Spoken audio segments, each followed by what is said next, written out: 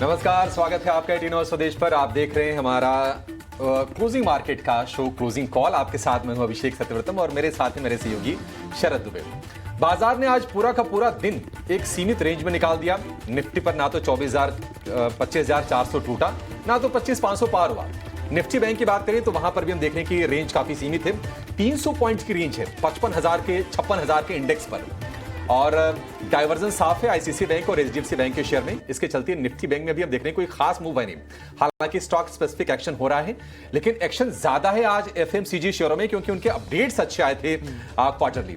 तो इन सारी चीजों पर नजर डालेंगे आगे, लेकिन शुरुआत कर लेते हैं केनरा बैंक न्यूज हेडलाइंस के साथ।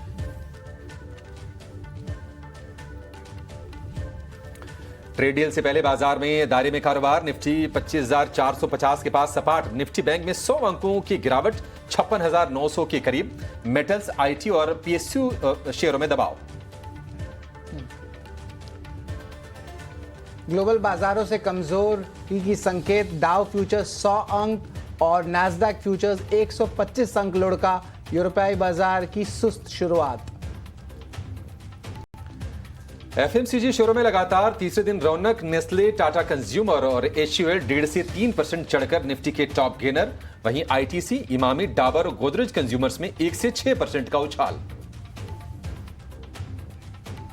आईटी शेयरों पर बिकवाली का दबाव। टेक महिंद्रा, परसिस्टेंस और एचसीएल टेक में 1.5 से 2% की कमजोरी। एम्फेसिस, विप्रो और इन्फोसिस पर भी दबाव। डिफेंस शेयरों में मुनाफा वसूली हावी। भारत डायनेमिक्स, बीएल 1.5 से 2% नीचे। वहीं गार्डन रीच, मजगांव डॉक और कोचिन शिपयार्ड में 1.5 से 2% तक की कमजोरी। डोमिनोज की सुस्त एलएफएल लाइक फॉर लाइक ग्रोथ से जुबिलेंट फूड्स में करीब 4% की कमजोरी। जून तिमाही में जुबिलेंट फूड की कंसोलिडेटेड आय में 17% का इजाफा। आज से खुला ट्रेवल फूड सर्विसेज का आईपीओ। अब तक सिर्फ 9% भरा। प्राइस बैंड 1,045 से 1,100 रुपए प्रति शेयर। आईपीओ के जरिए 2,000 करोड़ रुपए जुटाने की योजना। SME IPO. मेटा इन्फोटेक के आईपीओ का आज दूसरा दिन। मार्केट एक्सपर्ट तपन दोषी का आईपीओ पर कॉशियस की राय। एसएमई आईपीओ, सिल्की ओवरसीज और वंदन फूड्स की ठंडी लिस्टिंग। वहीं पुष्पा ज्वेलर्स, सीडार टेक्सटाइल और मार्क लॉयर लिस्टिंग पर 15 से 20% तक लुढ़के। आज से खुले 2 नए SME IPO, smart and power और केमकार्ट इंडिया। दोनों ही एसएमई आईपीओ में मार्केट एक्सपर्ट तपन दोषी की अवॉइड की राय। और भारत अमेरिका के बीच 9 जुलाई से पहले फाइनल हो जाएगी ट्रेड डील। वाणिज्य मंत्री पीयूष गोयल ने कहा, अपनी शर्तों पर डील करेगा भारत। आज से अमेरिका कई देशों को जारी करेगा टैरिफ लेटर। ट्रंप की ब्रिक्स से जुड़े देशों पर 10% अतिरिक्त टैरिफ लगाने की धमकी।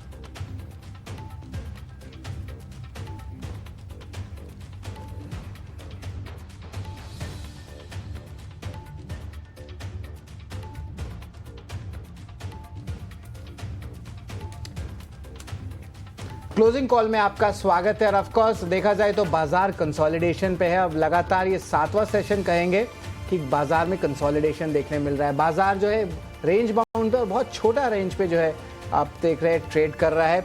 अभिषेक, ऑफ कोर्स हम अनाउंसमेंट का वेट कर रहे हैं। 1.5 या 2 दिन बाकी है भारत और यूएस के डील के ऊपर। इसके अलावा कुछ स्टॉक स्पेसिफिक ट्रिगर या आप कह सकते हैं बाजार में जो सेक्टोरल मोमेंटम है वो तो ज्यादा दिख नहीं रहा है अभी। कुछ Q1 अपडेट्स होगा। बिल्कुल वेट एंड वॉच वाला माहौल है शरद। हमने सुबह कहा भी था कि जहां पर क्वार्टरली अपडेट्स अच्छे आएंगे वो शेयर चलेंगे, अदरवाइज तो बाजार लैकलस्टर है। जी बिल्कुल। मतलब 100 पॉइंट की भी रेंज नहीं है। आज 80 पॉइंट की रेंज है निफ्टी की। सोचिए इतना कम। और आज भारतीय समय के हिसाब से 9:30 बजे ट्रंप जो है वो ट्रेड लेटर जारी करने वाले हैं। अब 15 देशों को जारी करेंगे। उम्मीद करके तो हम चल रहे हैं भारत में उसका नाम होगा, लेकिन देखते हैं कि किस तरह की ट्रेड एग्रीमेंट होती है। तो इन चीजों पर नजर है। और वहीं बाजार में भी तमाम पार्टिसिपेंट्स वही कर रहे हैं, इंतजार करने की एक बार चीजें क्लियर हो जाएं, फिर हम पोजीशन कुछ लेंगे। जी बिल्कुल। और अभिषेक, हमारे दर्शक भी इंतजार कर रहे हैं कि अगला 1.5 घंटा होगा क्या। इस पे भी हम नजर डालते हैं। 2:05 पे देखें तो वायदे बाजार की स्ट्रैटेजी रहेगी, मार्केट चेक रहने वाला है।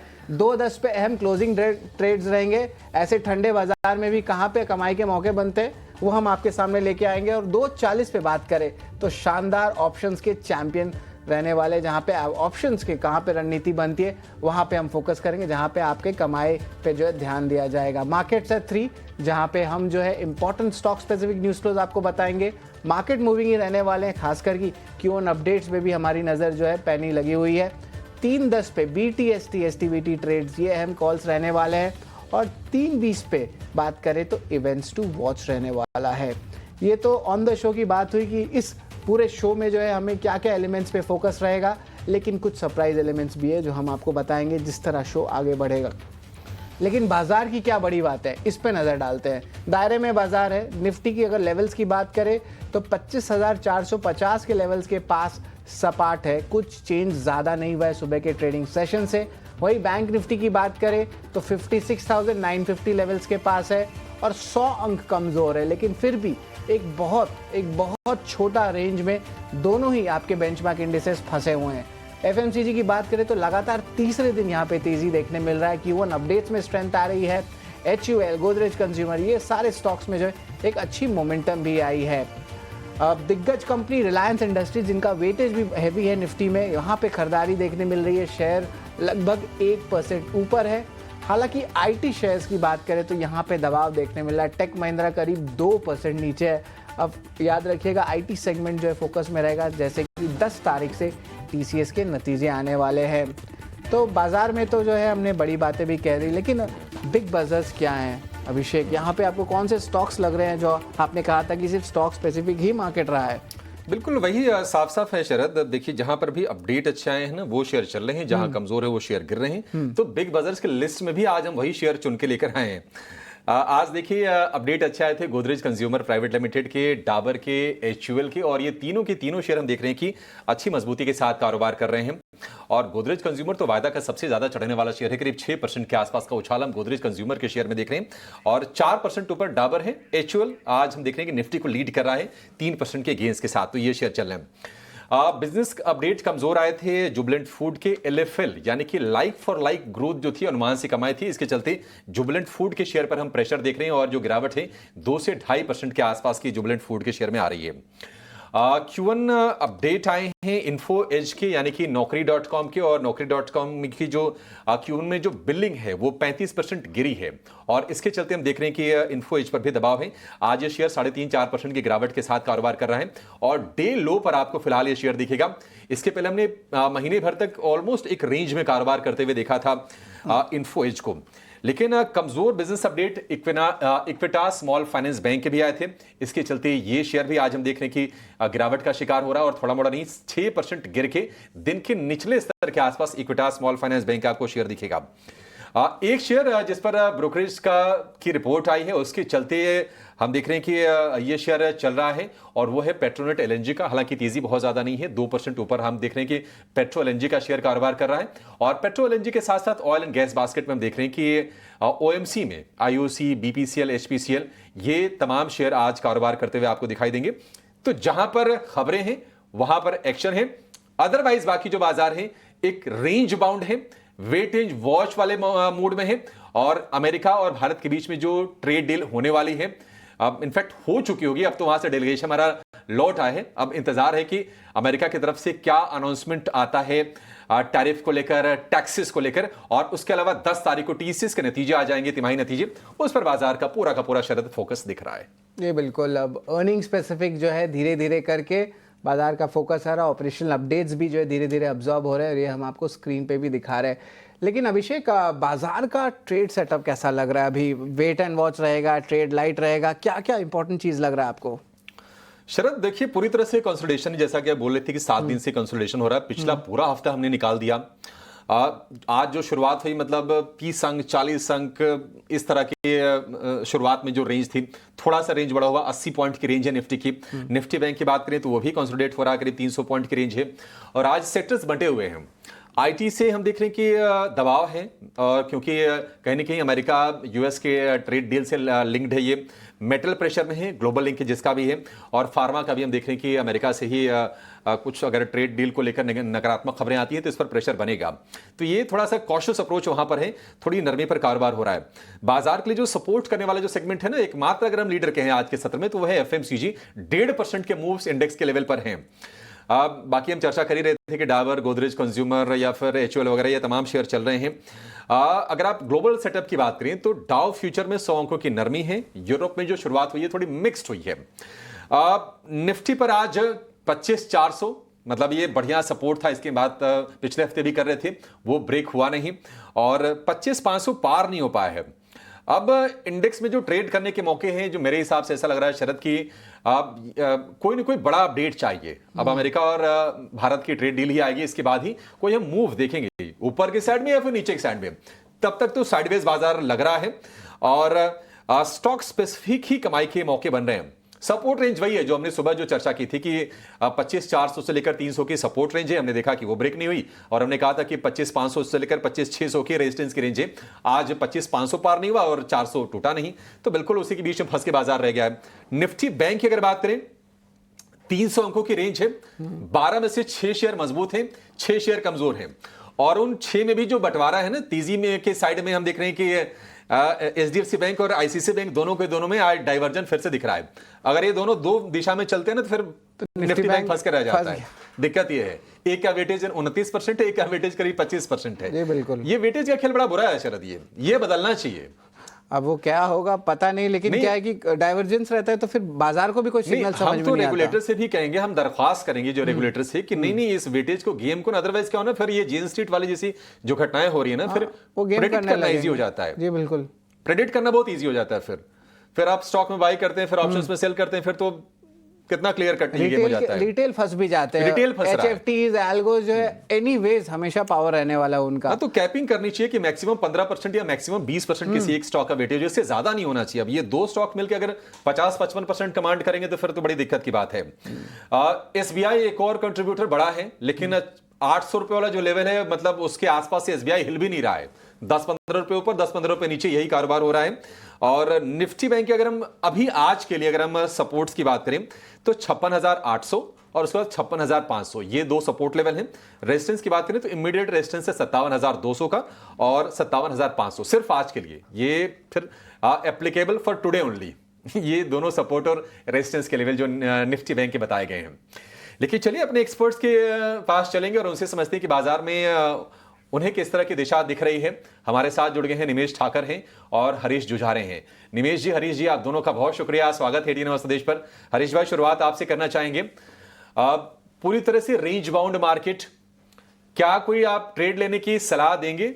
Cell on rise, buy on dips, करना क्या है, या फिर अवॉइड कर दें जब तक कोई ठोस ट्रिगर बाजार के लिए नहीं आता है? गुड आफ्टरनून अभिषेक जी, जैसे आपने बताया बिल्कुल मार्केट एकदम समसा गया है, एकदम सबड्यूड है, कहीं पे मूवमेंट ही नहीं है ज़्यादा। निफ्टी इंडेक्स में देखा है तो मुझे लग रहा है कि जिस तरीके से कोई भी मेजर ट्रिगर्स नहीं है, उसके चलते मुझे लग रहा है कि सब वेट एंड वॉच कर रहे हैं, मेजर बड़े इन्वेस्टर्स भी, ट्रेडर्स भी। मुझे लग रहा है कि ज़्यादा कुछ आज के सत्र में तो मुझे लग नहीं रहा है कि ज़्यादा मेजर मोमेंटम कुछ होने वाला है। लेकिन अगर फ्राइडे का कैंडलस्टिक की बात करते हैं तो देखिए वहाँ पे एक बुलिश हैमर फॉर्मेशन बनाया था, तो उसके चलते मुझे लग रहा है कि आगे वाले दिनों में मुझे लग रहा है कि निफ्टी में एक पॉजिटिव मोमेंटम देखने मिल सकता है। लेकिन अभी सपोर्ट्स की बात करते हैं तो 25,350 के अराउंड है। जब तक इसके ऊपर टिका हुआ है इंडेक्स, मुझे लग रहा है कि थोड़ा बहुत पॉजिटिव मोमेंटम देखने मिल सकता है। हो सकता है कि आज के ट्रेडिंग सेशन में ना मिले, लेकिन मुझे लग रहा है कि आने वाले ट्रेडिंग सेशन में बिल्कुल एक पॉजिटिव ट्रेडिंग मोमेंटम मिल सकता है। मुझे लग रहा है कि जो भी है बाय करना चाहता है तो निफ्टी में डिप्स में बाय कर सकते हैं अभी भी।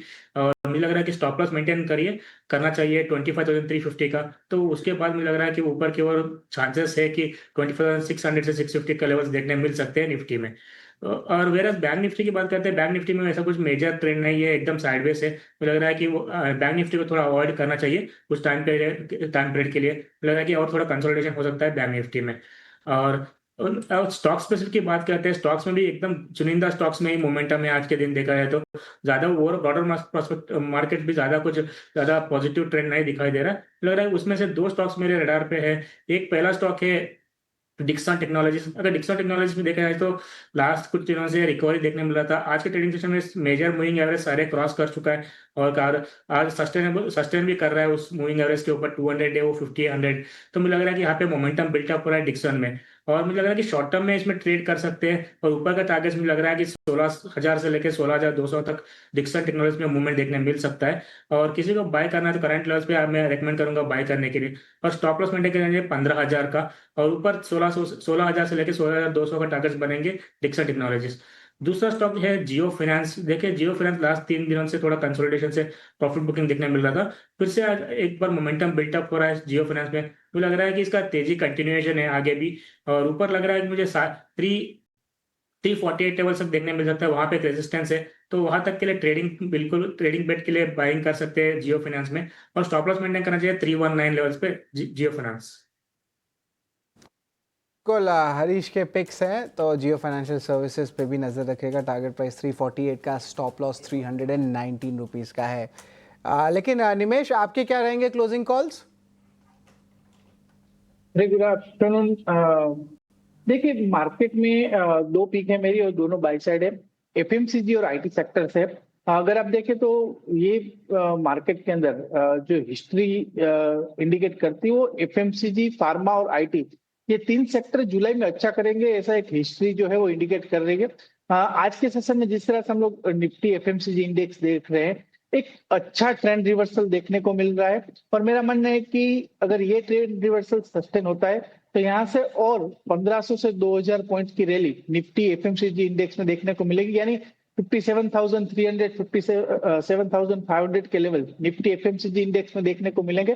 तो यहाँ से एफएमसीजी काफी अच्छा कर रहा है। उसके अंदर जो मेरा रिकमेंडेशन है वो टाटा कंज्यूमर के ऊपर है। स्टॉक एक अच्छे सपोर्ट पे है। कल के सेशन में हम लोगों ने एक दोजी काइंड ऑफ फॉर्मेशन देखा था और आज एक बुल एंगल पिंग जो है वो बन रहा है। कल के वॉल्यूम के हिसाब से भी टाटा कंज्यूमर में आज अच्छा वॉल्यूम देखने को मिला है। तो मेरा मानना है कि टाटा कंज्यूमर यहाँ से बाय करना चाहिए। नीचे की तरफ स्टॉप लॉस जो है वो 1075 का एक स्टॉप लॉस लगाना चाहिए। और ऊपर में शॉर्ट टर्म के अंदर 1150 तक के लेवल देखने को मिल सकते हैं। तो टाटा कंज्यूमर ये लेवल से अच्छा लग रहा है। और दूसरा आईटी में देखिए एलटीआई माइंट्री एक 200 दिन की और मल्टीपल एवरेज का एक अच्छा सपोर्ट एरिया है स्टॉक के पास। बार बार अगर आप देखें तो 5310 के आसपास से स्टॉक बार बार एक सपोर्ट ले रहा है पिछले 7 सेशन में। तो मेरा मानना है कि एक अच्छे सपोर्ट पे ट्रेड कर रहा है, तो ये लेवल पे बाय करना चाहिए। नीचे की तरफ एक छोटा सा स्टॉप लॉस 5290 का है। और ऊपर में मेरा मानना है कि यहाँ से अगर रिकवरी आती है तो 5450 तक के लेवल एलटीआई माइंट्री में देखने को मिल सकते हैं। तो ये दोनों काउंटर काफी स्ट्रॉन्ग लग रहे हैं। तो ये मार्केट के लिहाज से ये दोनों परफेक्ट बाय। जी बिल्कुल Harish ji, most of the segments पे तो हमारी बातचीत हो गई है। कुछ कॉल ऑप्शन या पुट ऑप्शन पे आपके पास कोई ट्रेड है क्या हरीश जी, जहाँ पे लगता है कि यहाँ पे कुछ कमाई के मौके बन सकते हैं? देखिए मार्केट तो थोड़ा बोरिंग है, लेकिन मार्केट को बोरिंग ना करें तो उसके लिए कुछ है क्या कोई कॉल? ऐसा अभी फिलहाल के लिए मेरे पास तो ऑप्शंस में कोई स्ट्रैटेजी नहीं है। जिस तरीके से मोमेंट बना हुआ है स्टॉक्स में, इंडेक्स में भी मेजर साइडवेज है, तो मुझे लग रहा है कि ऑप्शंस में ज़्यादा प्ले करने से ज़्यादा कैश मार्केट सेगमेंट में प्ले करना चाहिए। क्योंकि एकदम साइडवेज मोमेंटम में क्या होता है कि मार्केट्स में वॉलेटिलिटी नहीं होती है तो प्रीमियम घट जाता है। तो मुझे लग रहा है कि बेटर है कि थोड़ा कैश मार्केट में साइड में ही रहे फिलहाल के लिए। मार्केट में कोई पोजिशनल बेट्स अच्छे लग रहे हैं? सेक्टरल भी आप बात कर सकते हो, और सेक्टरल से अगर बात करें तो वहाँ से एक स्टॉक पिक करके भी हमें दें हरीश जी। अगर स्टॉक स्पेसिफिक की बात करते हैं, देखिए और sectoral index, hello, stock specific की बात करते हैं और सेक्टर इंडेक्स की बात करते हैं, मुझे लग रहा है कि देखिए अभी भी एक रियलिटी में बीच में हमने एक सेल ऑफ देखने मिला था लास्ट एक हफ्ते में। तो मुझे लग रहा है कि वहां पे फिर से एक बार मोमेंटम बिल्डअप हो रहा है, और मुझे लग रहा है कि रियलिटी इंडेक्स थोड़ा बाउंस कर सकता है वापस। और जिस तरीके से हमने लास्ट हफ्ते में पूरा करेक्शन देखने मिला है, मुझे लग रहा है कि वहां पे कुछ बेट ले सकते हैं रियलिटी इंडेक्स में। रियलिटी इंडेक्स में मेरा रडार पे है, देखा है तो ओबरा रियलिटी है, ओबराय रियल्टी देखा जाए तो देखिए चार्ट सेटअप की बात करते हैं, उसमें ओबराय रियल्टी में अभी भी एक करेक्टिव फेज में है, लेकिन मुझे लग रहा है कि बॉटम्स में बाइंग बन रहा है ओबराय रियल्टी। तो ओबराय रियल्टी के ऊपर ध्यान देना चाहिए करंट लेवल से। अगर थोड़ा बहुत करेक्टिव फेज में है, आज के दिन में भी अगर देखा जाए तो 1.5% ऑलमोस्ट डाउन टिक है, लेकिन मुझे लग रहा है कि सपोर्ट्स के आसपास मूव हो रहा है स्टॉक प्राइस, जो 200 डे मूविंग एवरेज के आसपास आ चुका है स्टॉक प्राइस। तो मुझे लग रहा है कि डे डिप जो है बाइंग के लिए अपॉर्चुनिटी बन सकती है ओबराय रियलिटी में। तो वहां पे बाइंग करना चाहिए पोजिशनल बेसिस में। और ऊपर लग रहा है कि मुझे 2000 का लेवल्स फिर से एक बार वापस रीटेस्ट कर सकता है ओबराय रियलिटी। तो अगर किसी को बाय करना है तो मुझे लग रहा है कि स्टॉप लॉस मेंटेन करना चाहिए 1795 का, और मुझे लग रहा है कि होल्ड करना चाहिए शॉर्ट टू मीडियम टर्म के लिए, जहां पे मुझे लग रहा है कि 2000 और 2100 का लेवल्स फिर से एक बार वापस रिटेस्ट करते हैं मिल सकता है ओबराय रियलिटी में। ओके, ओबरॉय रियल्टी पसंद है हरीश जी को, लेकिन इस बीच आप खबर देख रहे होंगे कि डॉलर के मुकाबले रुपया 62 पैसे कमजोर है। एक दिन में 62 पैसे, अच्छा काफी ज्यादा कमजोरी हो गई है। हमने देखा हाल फिलहाल थोड़ी सी स्ट्रेंथन हुआ था रुपया, और डॉलर इंडेक्स हमने 96.5 के लेवल देखे थे, लेकिन डॉलर इंडेक्स भी आ गया है 97.3 के ऊपर। धीरे धीरे थोड़ा डॉलर को सपोर्ट मिल रहा है, जैसे से ट्रेड डील को के करीब हम जा रहे हैं। थोड़ी सी डॉलर के में स्ट्रेंथ आई है, और $1 का भाव है जो रुपए के मुकाबले वो है 86 रुपए का। ये आपके स्क्रीन पर 61-62 पैसे की फिलहाल कमजोरी आज के सत्र में हम देख रहे हैं। लेकिन बाजार में अगर कोई चर्चा करने के लिए कोई चीज अगर आज सबसे ज्यादा फ्लेवर में है तो वो है एफएमसीजी शेयर, क्योंकि आज इंडेक्स लेवल पर 1.5% के आसपास की जबरदस्त तेजी हम एफएमसीजी में देख रहे हैं। और जो भी बड़े शेयर हैं, एचयूएल, नेस्ले, टाटा कंज्यूमर, ये निफ्टी के टॉप 3 गेनर्स हैं। अगर हम वायदा की बात करें, गोदरेज कंज्यूमर, डाबर, एचयूएल, ये है वायदा के टॉप गेनर। और इसकी वजह यह है कि जो अपडेट्स आए हैं Q1 के, यानी कि जून तिमाही के, वो अच्छे आए हैं। लेकिन और ट्रिगर्स क्या बन रहे हैं और ये कितनी सस्टेनेबल होंगी आज की तेजी, इसको जरा समझते हैं। शरद, बेहतरीन सत्र आज का, तो वैसे अंडर परफॉर्म किया है एफएमसीजी ने काफी समय से। मतलब उम्मीदें थी कि जो टैक्स कट का फायदा मिलेगा एफएमसीजी को उतना मिला नहीं था, अभी थोड़ी डिलेड बाइंग हो रही है ये। आप बहुत सही कहे, और याद रखिए बहुत 3 दिन से जो एफएमसीजी इंडेक्स में बाइंग भी आ रही है। आपको हमेशा उठाते रहते हैं सवाल की वैल्यूएशन महंगे हैं, लेकिन अच्छी चीज के वैल्यूएशन महंगे होते हैं, कई बार महंगे होते हैं, अच्छी चीज महंगी होती है और हमेशा रहेगा। एचयूएल, नेस्ले आपको 70 के पीयू पे ही मिले वाला, लेकिन क्या रीजन है अभिषेक, इस पे बता देते। Q1 अपडेट्स तो आपने सही कहा, गोदरेज कंज्यूमर, डाबर, मारिको, इनके नंबर्स बहुत अच्छे देखने मिले हैं। लेकिन इसके अलावा भी ये देखिए अच्छे मानसून आ रहे हैं, रूरल कंजम्पशन, अर्बन कंजम्पशन में पिकअप आ सकता है। और इम्पोर्टेंटली जो कच्चे तेल और पाम ऑयल है ना अभिषेक, एक रॉ मटेरियल होते हैं इनके, वो भी सस्ता हुआ है, वो सस्ता हो गया। अब सस्ता हुआ है तो फिर जो लागत है, जो ऑपरेटिंग कॉस्ट होते हैं, वो अब कम हो जाएंगे। इंपोर्ट ड्यूटी भी ये खाद्य तेल पे घटाया गया था, खाद्य तेल पे डाले, वो मलेशिया वाला। करेक्ट। तो यहाँ पे आप देखें तो यहाँ पे पॉजिटिव रहेगा। लेकिन जो सबसे इंपॉर्टेंट बात है, जो टैक्स एग्जेम्पशन का, एक गांव में अगर मैं रहता हूँ तो मेरा टैक्स एग्जेम्पशन मेरा सैलरी का आता है, तो मेरे उतने ज़्यादा खर्च नहीं होते। लेकिन एफएमसीजी सबसे पहला चीज़ होता है जहाँ पे मैं जाता हूँ खरीदने, अगर मैं गाँव में रहता हूँ। तो यहाँ पे देखिए Q2 Q3 में जो है आईटी सेगमेंट का जो बेनिफिट है वो धीरे धीरे आने लगे। थोड़ा टाइम लगता है अभिषेक, ऐसा नहीं है कि मार्च में अनाउंस हुआ और अप्रैल मई में जो है, ऑफ कोर्स वो थोड़ा सा ना डिलेड ही आता है, तुरंत थोड़ी आएगा वो आप देखेंगे दिसंबर तक जो फायदा देखने लगेगा। जब फायदा आएगा तो सबसे पहले आदमी क्या कर देगा, एफएमसीजी प्रोडक्ट्स खरीदेगा, उसके बाद आएगा कंज्यूमर डिस्क्रिशनरी। करेक्ट। और इसके अलावा जो है ऑफकोर्स देखें तो किसानों के लेके डायरेक्ट ट्रांसफर जो बेनिफिट है उसका भी फायदा मिल रहा है। और निफ्टी के मुकाबले कमजोर प्रदर्शन भी रहा है निफ्टी एफएमसीजी का, तो एक टाइप से कैचअप हो रहा है। करेक्ट, ये तमाम चीजें हैं। और हम देख रहे हैं कि डाबर आज बढ़िया रफ्तार, हमारे एक्सपर्ट्स के रडार पर भी सारे के सारे शेयर थे। ऐसा नहीं कि मौके आज कोई चूके हैं, ये अगर आपने बाजार खुलने के बाद भी हमने देखा कि शेयरों में एक्शन बढ़ा है, बहुत गैप के साथ नहीं खुले थे, धीरे धीरे तेजी बढ़ी है। और ये जीसीपीएल जो है 6% ऊपर ही कारोबार कर रहा है, डाबर में 3-3.5% के आसपास की तेजी, टाटा कंज्यूमर भी 1% ऊपर है। ये तमाम शेयर तो हैं। एक और शेयर जो रूरल इंडिया से जुड़ा हुआ है, इनफैक्ट 2 शेयर, मैरिको और इमामी के बारे में भी जरा चर्चा कर लेते हैं। हरीश जी, ये तो जो फ्रंट लाइनर्स हैं, जो बड़ी बड़ी कंपनीज वो तो चल गए, जरा आप और बताएंगे कि आपकी नजर कहां पर है एफएमसीजी में, और कहीं मौके अगर दिख रहे हो आपको तो जरा वो बताइए। मुझे लगा एफएमसीजी में देखते हैं, देखिए अगर बड़े बड़े शेयर तो है, और दूसरा स्टॉक मेरे रडार पे है, हमने पिछले हफ्ते डिस्कस किया था डाबर। अगर देखा जाए तो डाबर में भी एक अच्छा खासा पैटर्न बना है, एक रेजिस्टेंस जोन था ब्रेक कर चुका है, 495 लेवल्स के आसपास रेजिस्टेंस जोन था वो क्रॉस कर चुका है, और आज मोस्ट प्रॉब्लम मुझे लग रहा है कि यहाँ पे एक टर्न अराउंड होने वाला है स्टॉक प्राइस में। तो मुझे लग रहा है डाबर भी एक अच्छा बेट हो सकता है एफएमसीजी में, जो कि मुझे लग रहा है कि 200 डे में आज ऑलमोस्ट आज क्रॉस कर चुका है। अगर उसके ऊपर क्लोजिंग देता है तो मुझे लग रहा है कि रैली फर्दर देखने मिल सकता है, जो कि मुझे लग रहा है कि 550 के आसपास तक रेजिस्टेंस जोन है, तो वहां तक रैली देखने मिल सकता है डाबर इंडिया में। तो डाबर इंडिया भी एक अच्छा बेट रहेगा। जिस आज ऑलमोस्ट 3.5% का गेंस दिखाई दे रहा है, मुझे लग रहा है कि अभी भी इसमें पोटेंशियल हो सकता है। अगर डिप्स मिलता है तो मुझे लग रहा है कि डाबर इंडिया को और फिर से बाइंग ऐड ऑन कर सकते हैं नीचे के लेवल्स पे, जाके अगर फाइट अभी फिलहाल 511 के आसपास चल रहा है, मुझे लग रहा है कि 500 करीबन से फिर से एक बार मिल जाता है, मुझे लग रहा है कि वहाँ पे ऐड ऑन कर सकते हैं स्टॉक प्राइस को, और ऊपर लग रहा है कि 500 से 550 का लेवल्स देखने मिल सकता है जल्दी ही। तो मुझे लग रहा है कि एक डाबर इंडिया रहेगा मेरे रडार पे एफएमसीजी में। एफएमसीजी में डाबर इंडिया रडार पर हैं हरीश जी की। बाजार हम देख रहे हैं कि बिल्कुल सपाट, निफ्टी में जो तेजी है करीब 2 पॉइंट की है। निफ्टी बैंक की बात करें 60 अंकों की गिरावट। हालांकि आज हम देख रहे हैं कि टिल्ट जो है थोड़ा सा लार्ज कैप की तरफ ज़्यादा है, मिड कैप स्मॉल कैप में थोड़ी दूरी लोग बना रहे हैं, और 1700 शेयर कमज़ोर हैं। 1038 शेयर इस वक्त हम देख रहे हैं कि बढ़त के साथ कारोबार करते हुए आपको दिखेंगे। सरकारी शेयरों से थोड़ा सा मोह भंग तो हुआ है, बीएल, ओएनजीसी जैसे कुछ शेयर्स हैं जहां पर आज हम गिरावट के साथ कारोबार होते हुए देख रहे हैं। एक छोटे से ब्रेक के लिए रुकेंगे, ब्रेक के बाद जब लौटेंगे तो बिग एक्शन स्टॉक्स लेकर आएंगे, यानी कि खबरों के दम पर कहां पर एक्शन हो रहा है ये जानेंगे, और कुछ और बढ़िया ट्रेड समझने की कोशिश करेंगे निमेश जी से और हरीश जी से। आप कहीं जाएगा नहीं।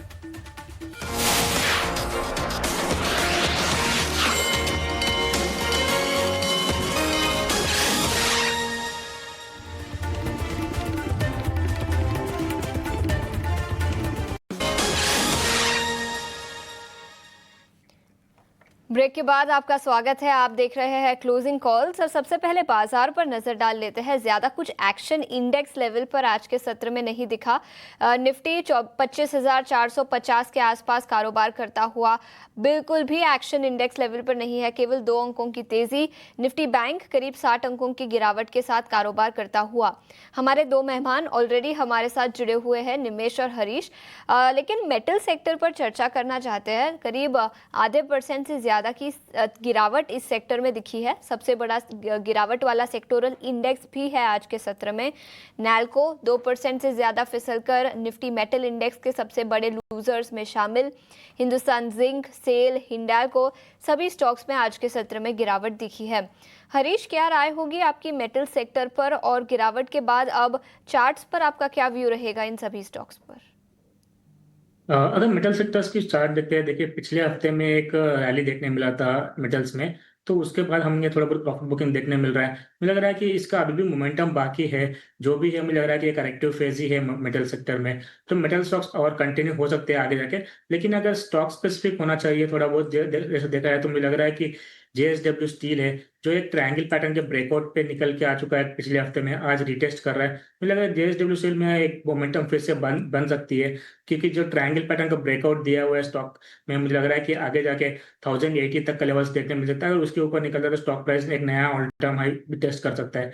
तो मुझे लग रहा है कि जेएसडब्ल्यू स्टील एक रडार पे रहेगा, तो इसी के बाद बाइंग है तो होल्ड करना चाहिए, और नहीं तो फ्रेश बाइंग भी कर सकते हैं करंट लेवल्स पे, और स्टॉप लॉस मेंटेन करना चाहिए 1010 के आसपास, और मुझे टारगेट बनाएंगे 1080 का इमीडिएट बेस में जेएसडब्ल्यू स्टील में।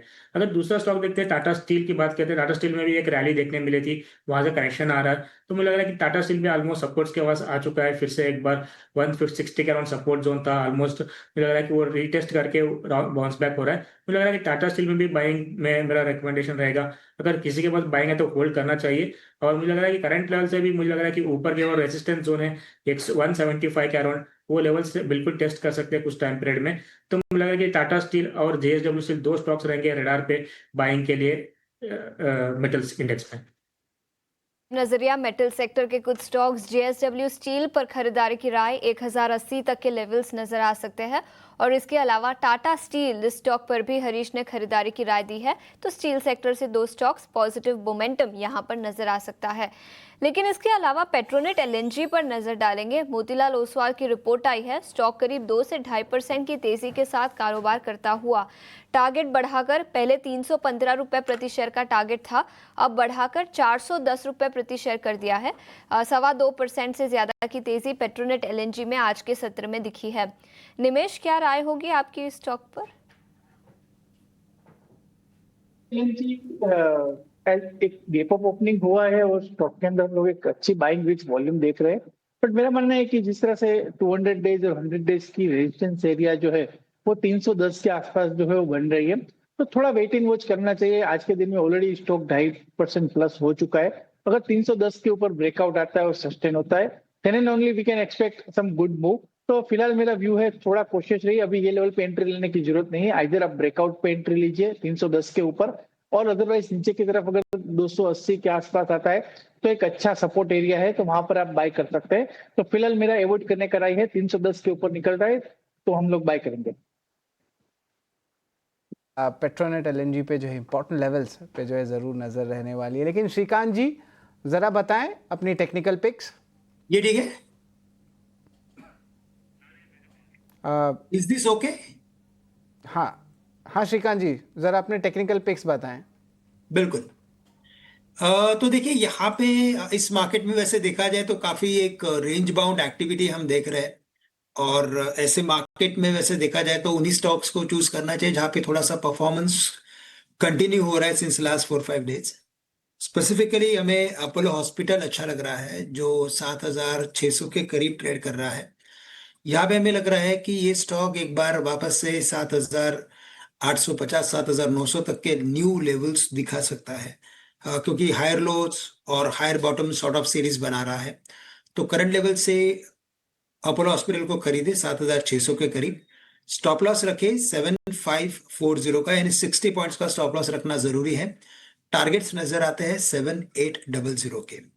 साथ ही साथ मुझे लगता है कि जो आज के दिन में एक दूसरा स्टॉक जहां पे हमें लगता है परफॉर्मेंस दिखाई दे रहा है वो है जीएमआर एयरपोर्ट इंफ्रा, जो अभी 90 रुपए के करीब ट्रेड कर रहा है। यहाँ पे हमें लग रहा है कि ये स्टॉक एक बार 95 रुपीज तक जा सकता है, और अगर मैं करंट लेवल से खरीदता हूं तो मुझे स्टॉप लॉस रखना पड़ेगा एट 88। तो 88 का स्टॉप लॉस रखें, और जीएमआर एयरपोर्ट को भी करंट लेवल से खरीद सकते हैं।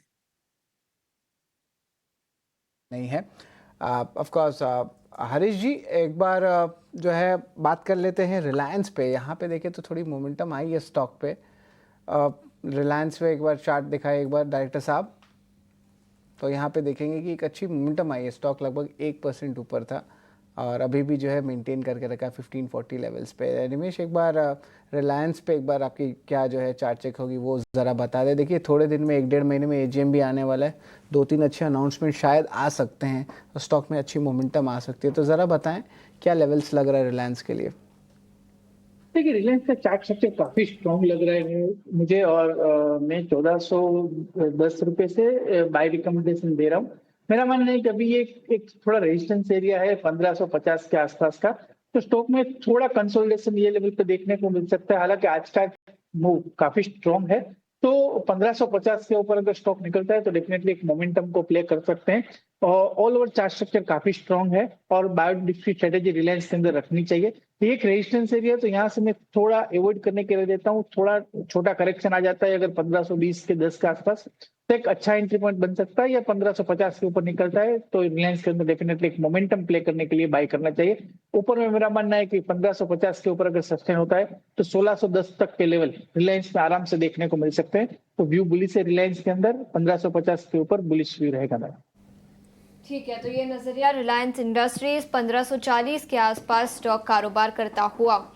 लेकिन आगे बढ़ते हैं और टैरिफ वॉर को लेकर काफ़ी कुछ अपडेट्स पिछले कुछ दिनों में हुए हैं, और आज 7 जुलाई हो चुकी है। जो रेसिप्रोकल टैरिफ की डेडलाइन थी 2 महीने की, 60 दिनों की ये डेडलाइन थी, वो अब कल रात खत्म होती हुई नजर आएगी। किस तरह के एक्सपेक्टेशंस रखने चाहिए, क्या कुछ डेवलपमेंट्स होकर आएंगे, उस पर सबकी नजर रहेगी।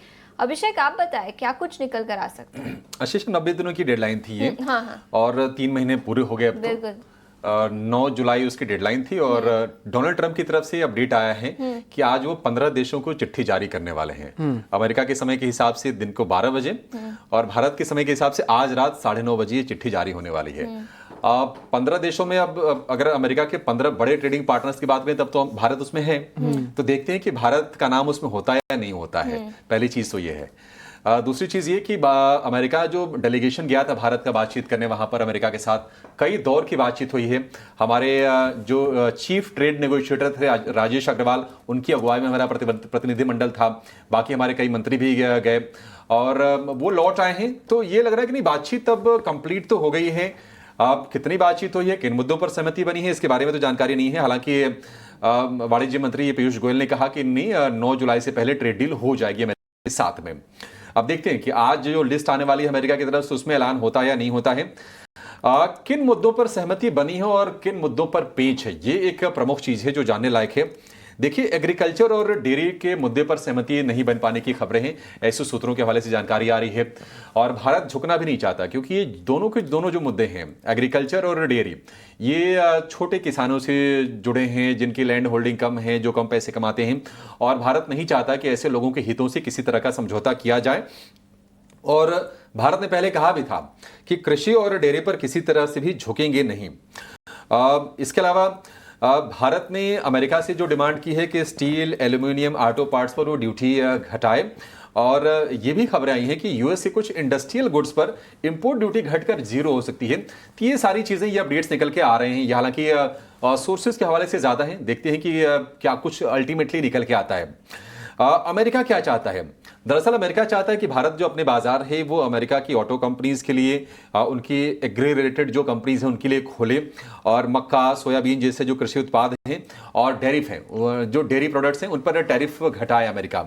भारत ये चाहता है कि भविष्य में जो टैरिफ को लेकर अभी जो तय हो जाए उसमें कुछ खास बदलाव आगे ना किए जाएं और कोई सेक्टर स्पेसिफिक कोई रेगुलेशन, कोई पाबंदी अमेरिका ना लगाए।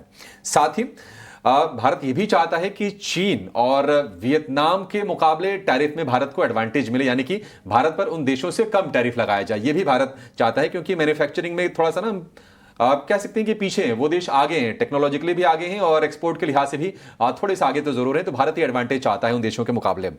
पीयूष गोयल का बयान भी आया था कि हम समय सीमा के दबाव में ट्रेड डील साइन करने की जल्दबाजी नहीं करेंगे और भारत राष्ट्रीय हित में व्यापार समझौते करने के लिए तैयार है। लेकिन मोदी सरकार में जो किसानों का हित है वो सबसे ऊपर है। ये बार बार सरकार के अलग अलग मंत्रियों ने रीट्रेट किया भी है। अब डील अगर मान लीजिए नहीं हो पाती है तो क्या होगा? हालांकि खबरें आ रही हैं कि फेजेस में भी डील हो सकती है, कि अभी कुछ मुद्दों पर सहमति बन जाए, एक इंटरिम एक डील बन जाए, पार्शियल डील हो जाए, देखते हैं क्या कुछ होता है। लेकिन मान लीजिए अगर डील नहीं होती है तो जो टैरिफ का अनाउंसमेंट 2 अप्रैल को किया गया था अमेरिका की तरफ से भारत पर 26% टैरिफ लगाने का, वो टैरिफ लगाया जाएगा। और अमेरिका की तरफ से वहां के जो वाणिज्य मंत्री हैं, जो वहां के फाइनेंस मिनिस्टर हैं, उनकी तरफ से भी बयान आया कि जो देश डील नहीं करेंगे उन पर 1 अगस्त से टैरिफ को इंपोज कर दिया जाएगा। जो अनाउंसमेंट 2 अप्रैल को किया गया था वो टैरिफ लगा दिए जाएंगे। तो ये सारी चीजें हैं और इन्हीं के इंतजार में बाजार भी हम देख रहे हैं कि बहुत स्थिर होकर, बहुत ही एक शांत होकर चाल दिखा रहा है और कोई मतलब एक तरह से नो रिएक्शन। निफ्टी आप देखिए 1-2 पॉइंट ऊपर नीचे ऐसे कारोबार हो रहा है। तो वेट एंड वॉच के मोड में बाजार है और ट्रेड डील पर सभी की नजरें हैं। बाजार के बड़े पार्टिसिपेंट्स हो या फिर छोटे लोग, वो चाहते हैं कोई अपडेट आए उसके बाद ही किसी साइड का ट्रेड लेंगे। बिल्कुल बिल्कुल। तो कई सारे डेवलपमेंट्स अगले 1-2 दिन में आकर निकलते हुए नजर आएंगे, जिसके चलते पूरे बाजार पर तो नजर रहेगी, बट इन पर्टिकुलर जो ग्लोबली एक्सपोज सेक्टर्स हैं उन पर भी नजर रहेगी। और फार्मा सेक्टर इन पर्टिकुलर, उसकी बात करते हैं। आज के सत्र में करीब थोड़ी सी गिरावट के साथ फार्मा सेक्टर कारोबार करता हुआ, कई सारे इंडिविजुअल स्टॉक्स में भी गिरावट दिखी है। नैटको फार्मा 2.5% से ज्यादा की गिरावट के साथ निफ्टी फार्मा इंडेक्स के टॉप लूजर्स में शामिल। इसके अलावा Biocon, Ajanta pharma, Mankind pharma, सभी स्टॉक्स 1 से 1.5% की गिरावट के साथ कारोबार करते हुए। लेकिन आईटी के अलावा मेटल्स है, आईटी है, तो कई सारे फार्मा स्टॉक्स हैं जहां पर ग्लोबली एक्सपोज जो सेक्टर्स हैं उन सभी पर सबसे ज़्यादा एक्शन दिखेगा। लेकिन हरीश, आपसे पूछना चाहूँगी, फार्मा सेक्टर के कोई स्टॉक जहां पर आपको इन लेवल्स पर खरीदारी के मौके नजर आ रहे हैं? फार्मा सेक्टर में देखा है, देखिए हमने पिछले हफ्ते में नैटको फार्मा रिकमेंड किया था, ऑलमोस्ट 13% गेन्स दिखाया था। आज के ट्रेडिंग सेशन में थोड़ा बहुत प्रॉफिट बुकिंग देखने मिल रहा है, लेकिन मुझे लग रहा है कि अभी भी इसमें तेजी बाकी है। जो भी है डिप्स जो आ रहा है, ये करेक्ट बस प्रॉफिट बुकिंग, छोटा माइनर प्रॉफिट बुकिंग है। और मुझे लग रहा है कि नीचे के और सपोर्ट अभी भी 955 के अराउंड ही है। तो मुझे लग रहा है कि 950 960 लेवल अगर मिलता है तो मुझे लग रहा है कि फिर से एक बार बाइंग कर सकते हैं नैटको फार्मा में, क्योंकि इसका ओवरऑल रेसिस्टेंस की बात करते हैं तो 1050 से लेके 1100 के आसपास है। तो जो 200 में तो वहां तक मैं एक्सपेक्ट कर रहा हूँ शॉर्ट टू मीडियम टर्म में। तो डिप्स जो आ रहा है तो मुझे लग रहा है कि बाइंग के लिए अपॉर्चुनिटी बन सकती है नैटको फार्मा में। तो मैं रिकमेंड करूंगा नैटको फार्मा फिर से डिप्स में बाइंग करने के लिए, करंट लेवल्स पे और डिप्स पे। तो और टारगेट्स बनेंगे 1050 और 1100 का। और स्टॉप लॉस मुझे लग रहा है कि मेंटेन करना चाहिए 925 का, और होल्ड करना चाहिए शॉर्ट टू मीडियम टर्म के लिए। और नैटको फार्मा पिछले हफ्ते भी हमने रिकमेंड किया था, मैं उसको कंटिन्यू रखना चाहता हूँ नैटको फार्मा फार्मा सेक्टर में। ये बिल्कुल नैटको फार्मा जो है इस पे नज़र ज़रूर रहने वाली है। लेकिन चलिए अब हम चलते हैं अपने खास सेगमेंट ऑप्शंस के चैंपियन।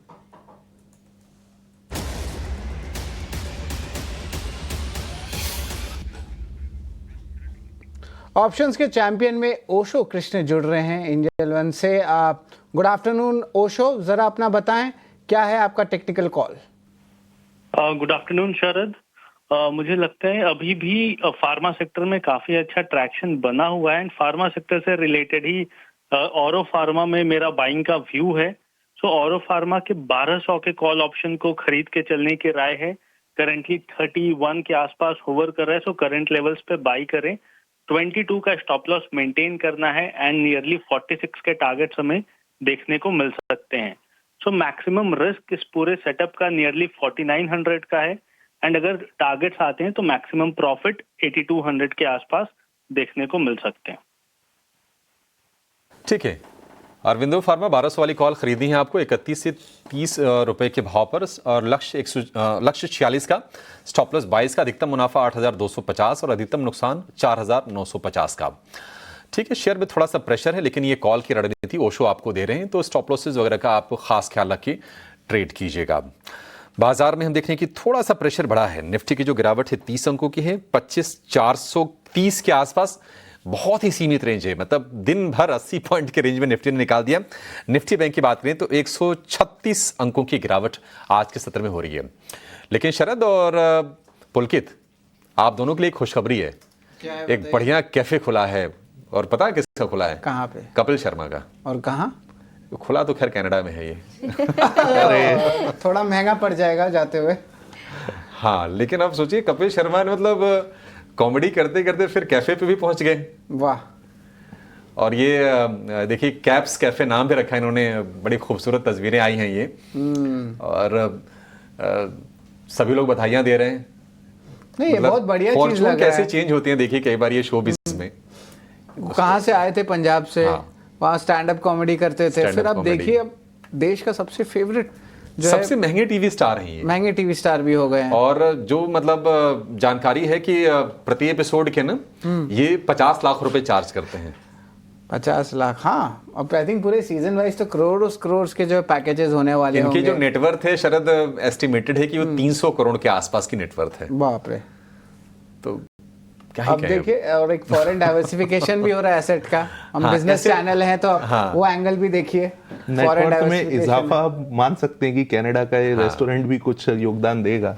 मे भी देना ही चाहिए। कनाडा में उन्होंने ब्रिटिश कोलंबिया सर में उन्होंने ये खोला रेस्टोरेंट, ये उनकी और उनकी वाइफ जो गिन्नी चतरथ है मिलके, और पिक्चर्स वगैरह उन्होंने पोस्ट किए, लोग बधाइयां दे रहे हैं। तो गजब ही है भाई। मतलब जी बिल्कुल। कपिल शर्मा कहाँ से कहाँ, मतलब कहते हैं ना कि आप लगनशील हो रहिए, चाहे कोई भी जगह हो, मार्केट ही हो, अगर कोई लगनशील हो गया, अगर इन्वेस्टमेंट कर रहा है, ट्रेड कर रहा है, वो पैसे बनाएगा। वो सेम बाकी हर फील्ड में देखने को मिलता है। आपको जुनून होना चाहिए। देखिए, और हम जो है कोशिश कर रहे हैं आउटपुट बढ़ाने का, ताकि आपको भी वन डे इवेंचुअली कमाई के मौके से अपने कैफे खोलिए या जो आपको मन करता है करिए। लेकिन ऑफ कोर्स वायदे बाजार में भी जो है पूरी नज़र है पुलकित। यहाँ पे आप क्या देख रहे हैं, क्या सेटअप आ रहा है? देखिए, थोड़ा सा बोरिंग सेटअप तो ज़रूर है, बार बार एक ही चीज़ बोल रहा हूँ, लेकिन फिर भी बताना चाहता हूँ कि यहाँ से कुछ है क्या? देखिए आज मंडे है और बाजार का माहौल पूरा फ्राइडे जैसा है, ठंडा। तो डेटा भी कुछ बहुत ज़्यादा बता नहीं रहा है कि मूव आएगा। शायद ये जो हमारी ट्रेड डील फाइनल होने की न्यूज़ है उसका इंतजार कर रहा है कि वहां से कुछ एक न्यूज़ आए, उसके बाद मार्केट मूव करे। तो मैं दर्शकों के लिए डेटा पढ़ देता हूँ, उसके बाद समझते हैं कैसा क्या है। India VIX 12.5 comfortable range, PCR 0.8, again कोई ना ही ओवरसोल्ड है ना ही ओवरबॉट है, अच्छी रेंज में है। मोस्ट एक्टिव पुट 25,400 और मोस्ट एक्टिव कॉल 25,500। 25,500 पे हो रही है कॉल राइटिंग, 25,400 पे हो रही है पुट राइटिंग, मतलब ये 100 पॉइंट की रेंज में दबा के रख दिया है मार्केट को। हाईएस्ट कॉल ओपन इंटरेस्ट 25,500 और वही हाईएस्ट पुट ओपन इंटरेस्ट भी 25,400 के ऊपर ही है। बैंक निफ्टी की बात कर लेते हैं, पीसीआर 0.94 कंफर्टेबल है। हाईएस्ट कॉल ओपन इंटरेस्ट और पुट का ओपन इंटरेस्ट दोनों ही 56,000 पे बना हुआ है। अब अगर F&O बैंक सेगमेंट में बात कर लें तो एक शेयर है RBL बैंक। तो ये कुछ F&O का डेटा था। मेजरली आज के दिन तो ये 100 पॉइंट की रेंज ही नज़र आ रही है। बाकी देखते हैं, जैसे ही कोई अनाउंसमेंट आएगा हो सकता है कि हम एक बड़ा मूव किसी भी एक तरफ डिपेंडिंग ऑन द न्यूज़ देख सकते हैं। ठीक है, तो ठंडक हर जगह, सुस्ती हर तरफ है और इंतजार है। और ऐसे में पिछले 7-8 दिन से कह भी रहे हैं कि वो जो ट्रिगर आएगा वो अमेरिका से आएगा, अमेरिका और भारत की ट्रेड डील से आएगा। और उसके बाद हम देखेंगे कि बाजार का पूरी तरह जो फोकस होगा वो शिफ्ट हो जाएगा अर्निंग्स पर। 10 तारीख को टीसीएस, 11 तारीख को डीमार्ट, और उसके बाद एक लंबी लिस्ट है वो भी आपके सामने हम रखेंगे। फिलहाल एक छोटे से ब्रेक का वक्त है, ब्रेक के बाद जब लौटेंगे तो कुछ और इंटरेस्टिंग स्टॉक आइडियाज आपके लिए लेकर आएंगे, कुछ खबरों का भी हम रुख करेंगे, आप कहीं जाएगा नहीं।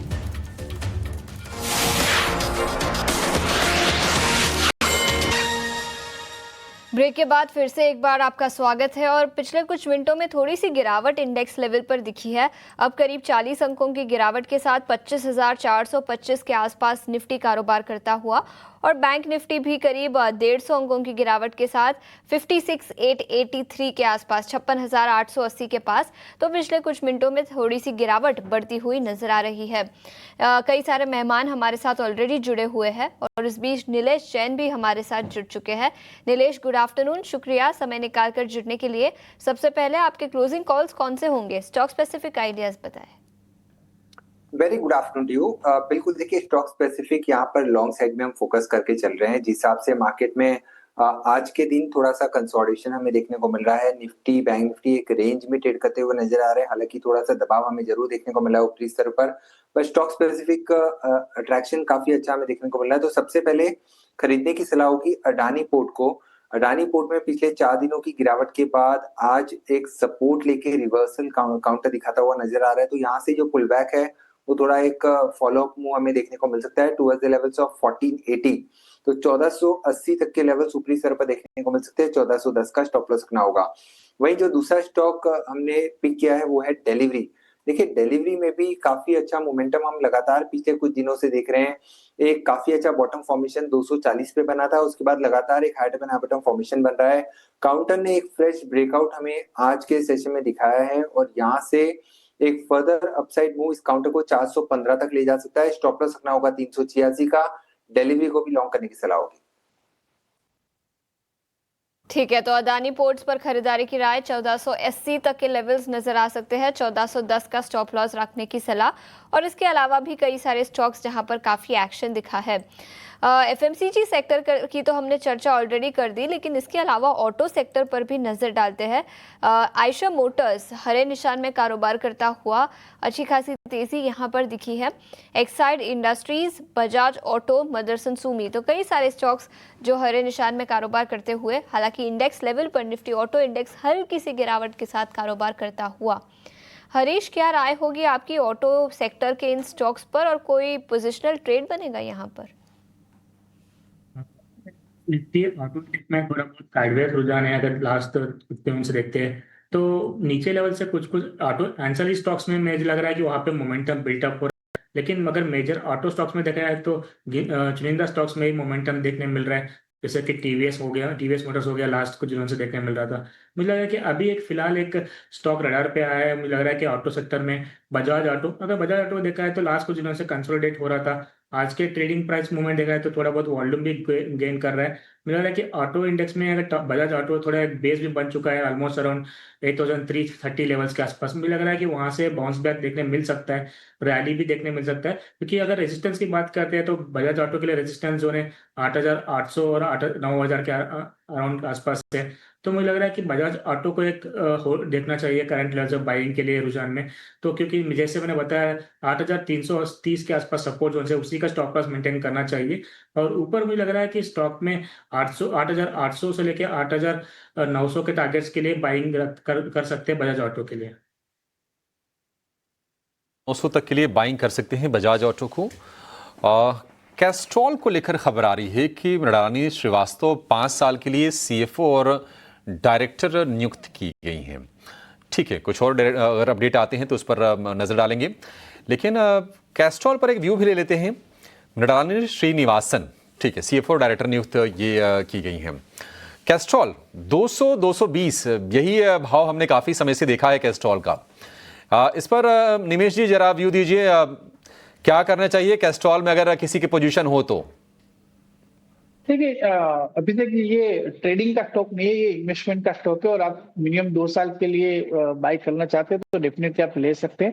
फिलहाल जिस तरह से चार्ट का स्ट्रक्चर है, एक शॉर्ट टर्म स्ट्रक्चर है जिसके अंदर राइजिंग चैनल के अंदर stock higher top higher bottom बना रहा है और जिस तरह से मोमेंटम गेन करने का ट्राई कर रहा है, मेरा मानना है कि ऊपर में 235 तक देखने को मिल सकता है। बट अगेन मैंने जैसे बोला कि ये ट्रेडिंग का नहीं है, इन्वेस्टमेंट का स्टॉक है। अगर आप कैस्ट्रॉल में इन्वेस्टमेंट करते हो तो आपको डिविडेंड यील्ड भी काफी अच्छा बेहतर मिलता है। तो मेरा मानना है कि आपका लॉन्ग टर्म का नजरिया है, 2 साल का नजरिया है, तो डेफिनेटली ये लेवल पे काफी अच्छे लेवल पे मिल रहा है, तो ये लेवल से बाय करना चाहिए। और ऊपर में मेरा मानना है कि 280-300 तक के लेवल आने वाले 2 साल में देखने को मिल सकते हैं। तो व्यू फिलहाल बुलिश है कैस्ट्रॉल के अंदर लॉन्ग टर्म के लिहाज से। लॉन्ग टर्म के लिहाज से व्यू बुलिश है कैस्ट्रॉल के शेयर पर। लेकिन आज हम देख रहे हैं कि बाजार की सुस्ती में ना जो एसी बनाने वाली जो कंपनीज हैं, चाहे वो ब्लू स्टार हो, चाहे वो हैवेल्स हो, वहाँ पर हम देख रहे हैं कि गिरावट पर कारोबार हो रहा है। हैवेल्स में गिरावट ज़्यादा है, इनफैक्ट वोल्टास में भी गिरावट थी, लेकिन वोल्टास में लोअर लेवल से थोड़ी सी रिकवरी आ रही है। हैवेल्स पर नीलेश जी व्यू दीजिए, करीब 3-3.5% के आसपास की गिरावट है हैवेल्स में, क्या और ये शेयर नीचे जाएगा? देखिए अभिषेक जी, यहाँ पर लगातार काउंटर ने रेजिस्टेंस फेस किया है 1600 के लेवल के आसपास। तो जब तक ये 1600 के ऊपर नहीं निकलता है तब तक यहाँ पे लॉन्ग ट्रेड अवॉइड करें। और निचले स्तरों पर 1500 के आसपास का इंपॉर्टेंट सपोर्ट है, तो मेरे ख्याल से अगर थोड़ी और गिरावट होती है तो 1500 के आसपास सपोर्ट काउंटर लेना चाहिए। कोई बड़ी गिरावट अभी फिलहाल यहाँ से हमें देखने को शायद ना मिले। 1500 तक के लेवल हो सकता है एक बार छू सकता है काउंटर, बट फिलहाल के लिए नो ट्रेडिंग जोन में बेहतर होगा कि थोड़ी सी और डिप का इंतजार करें फ्रेश लॉन्ग के लिए। हैवेल्स में फ्रेश लॉन्ग के लिए थोड़ा सा और डिक्लाइन का इंतजार कीजिए। 3.5% के आसपास की गिरावट फिलहाल हम शेयर में देख रहे हैं।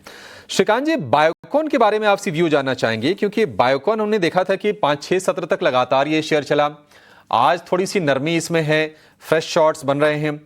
बायोकॉन में बने रहना है या फिर किसी को अगर प्रॉफिट हो रहा हो तो एक बार मुनाफा बांध लें इसमें से? नहीं तो अभिषेक जी देखिए, मुझे लग रहा है कि बायोकॉन वैसे अपने इंपॉर्टेंट रेजिस्टेंस के करीब आने के बाद थोड़ा रिवर्स हुआ है, लेकिन ओवरऑल तो हमें लगता है कि इसमें बने रहना चाहिए, क्योंकि इस बार का जो ब्रेकआउट है वो काफी मीनिंगफुल ब्रेकआउट हमें लग रहा है। और हमें लगता है कि इस बार ये स्टॉक अपने प्रीवियस हाई को यानी कि 400-405 के लेवल्स को क्रॉस करने के लिए तैयार है। तो करंट लेवल से तो मैं कहूंगा कि इनफैक्ट अगर कोई भी करेक्शन अगर आता है 5-7 रुपए का तो उसमें और खरीदारी की जा सकती है। मुझे लगता है कि 355 का फाइनल स्टॉप लॉस रखें और 400 और 420 ये 2 टारगेट्स नजर आते हैं बायोकॉन पे। 400 और 420, अच्छा ठीक है। बायोकॉन हमने देखा था कि 400 रुपए के प्राइस इसमें आए थे और उसके बाद हमने प्रॉफिट टेकिंग देखी, लेकिन रिवर्सल मतलब अच्छा, रिकवरी अच्छी रही है बायोकॉन के शेयर में। चलिए छोटे से ब्रेक का वक्त हो गया है, लेकिन ब्रेक पर जाने से पहले आपको बता दें कि एक्जो नोबेल इंडिया जिसमें डील की थी, JSW पेंट्स ने प्रमोटर का स्टेक खरीदने को लेकर 9,000 करोड़ रुपए के आसपास की डील थी।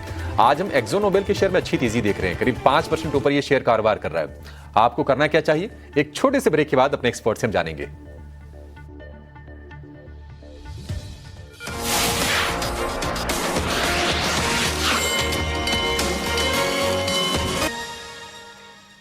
स्वागत है आपका क्लोजिंग कॉल पे। और अब बाजार की बात करें तो निफ्टी ज़रूर सुस्त है, फ्लैट है, शायद सो भी रहा है। लेकिन अगर बात करें निफ्टी बैंक की तो यहाँ पे थोड़ी सी करेक्शन जो है बढ़ रही है। एक बार निफ्टी बैंक का चार्ट लाते हैं डायरेक्टर साहब, यहाँ पे देखते हैं कि क्या एक्शन देखने मिल रहा है। थोड़ी सी जो है गिरावट हो रही है और निफ्टी अभी और फ्लैटिश है 25,450 लेवल्स पे। निफ्टी बैंक कोशिश करे रिकवरी का, बट अभी भी टाइम है।